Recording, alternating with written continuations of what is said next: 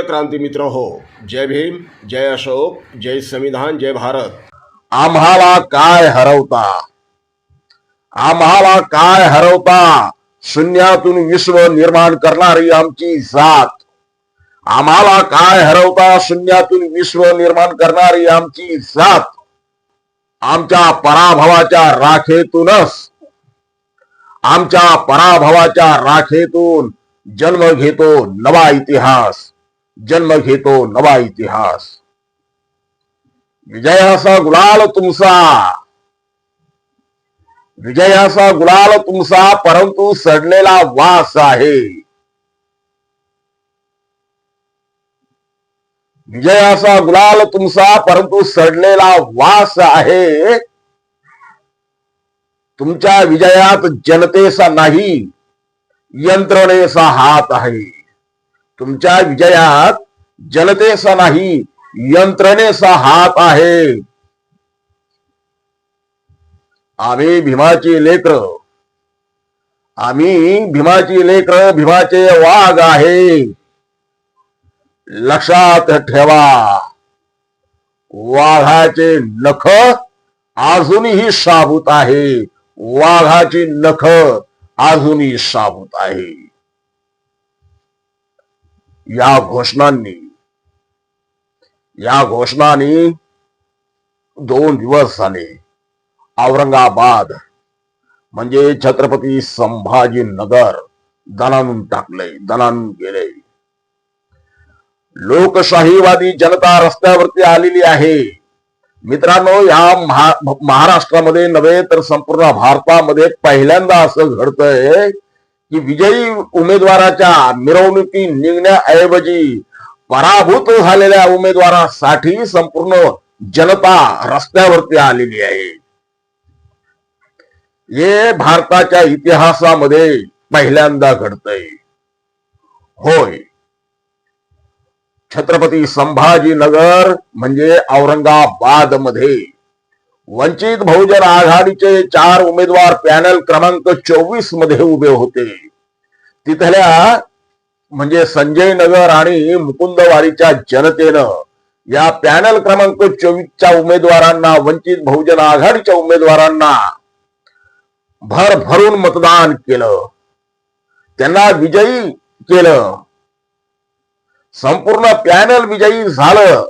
निवडणूक अधिकाऱ्यांनी घोषणा केली आणि जनतेच्या म्हणण्यानुसार तिथल्या सतीश गायकवाड या वंचित बहुजन आघाडीच्या विजयी डिक्लेअर केलेल्या उमेदवाराच्या आणि त्यांच्या 3 इतर विजयी उमेदवारांच्या म्हणण्यानुसार नारायण कुचे हा भारतीय जनता पक्षाचा आमदार, तिथला आमदार, त्याने फोन केला, रिकाउंटिंग करायला लावली आणि त्या रिकाउंटिंग मध्ये संपूर्णच्या संपूर्ण पॅनल, वंचित बहुजन आघाडीचं निवडून आलेलं पॅनल पराभूत म्हणून घोषित केलं. मित्रांनो, एक कट आहे, एक कारस्थान आहे. हे ज्या वेळेला त्या विजयी झालेल्या उमेदवारांना नंतर पराभूत केलं, घोषित केलं, त्यांच्या लक्षात आल्याच्या नंतर त्यांनी जनतेच्या दरबारात दाद मागितली. कोर्ट कचेऱ्या करतील, न्यायालयात जातील, परंतु त्याआधी ते जनतेच्या न्यायालयात गेले. जनतेनं सुद्धा उत्स्फूर्तपणे उमेदवाराच्या किंवा नेत्याच्या आदेशाची वाट पाहिलीच नाही. आदरणीय प्रकाशजी आंबेडकर यांच्या आदेशाची त्यांनी वाटच पाहिली नाही. ते थेट जनता, संपूर्ण औरंगाबाद मधली जनता रस्त्यावरती उतरल्याचे अभूतपूर्व दृश्य संपूर्ण महाराष्ट्रानं पाहिलं. मित्रांनो, रडीचा डाव, अरे तुम्हाला समोरासमोर जिंकता येत नाही तर रडीचा डाव खेळता तरी कशाला. आणि जर तुम्हाला वंचित बहुजन आघाडीचे ते निवडून आलेले उमेदवार तुम्हाला पराभूत म्हणून घोषित करायचे होते तर त्या वार्डामध्ये निवडणुका घेतल्यास कशाला, त्या प्रभागात निवडणुका घेतल्यास कशाला. तसंही तुम्ही डिक्लेअर करून मोकळं व्हायला हवं होतं. तुमच्या विरोधात दाद मागणार कुठं आणि कोण देणार तुमच्या विरोधामध्ये आम्हाला दाद? आमची कोण, आम्हाला कोण आमचा पक्ष घेणार? राजाला मारलं, तक्रार कुणाला करायची? हम करे सो कायदा, हाच प्रकार महाराष्ट्रामध्ये सुरू आहे. मित्रांनो, जिथे विजयी उमेदवारांच्या मिरवणुकी निघायला पाहिजे, संपूर्ण महाराष्ट्रामध्ये खामोशी आहे.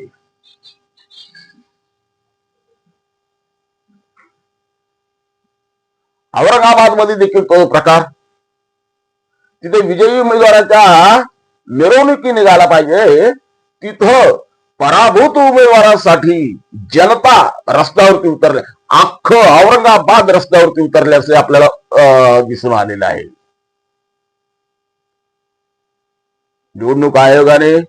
निवडणूक आयोगासारखंच वागलं पाहिजे, राहिलं पाहिजे. 2014च्या आधी जे निवडणूक आयोग काम करत होतं, कार्य करत होतं, तशीच अपेक्षा त्यांच्याकडून आहे, असं जनतेचं म्हणणं आहे. मित्रांनो, जर वंचित बहुजन आघाडीच्या त्या विजयी घोषित केलेल्या उमेदवारांवरती अन्याय झाला असेल, निवडणूक आयोगाने कोण्या नारायण कुचे म्हणा किंवा आणखीन कोणाच्या फोनवरून जर ते अन्याय केला असेल जनतेच्या म्हणण्यानुसार, तर हा अन्याय लवकरात लवकर दूर झाला पाहिजे. किंबहुना तात्काळ प्रभावाखाली वंचित बहुजन आघाडीच्या उमेदवारांना विजयी घोषित केलं पाहिजे. परंतु ती शक्यता कमीच आहे, कारण न्याय मिळण्याची सध्या तरी या देशामध्ये तशी न्याय मिळण्याची आशा मावळलेली आहे.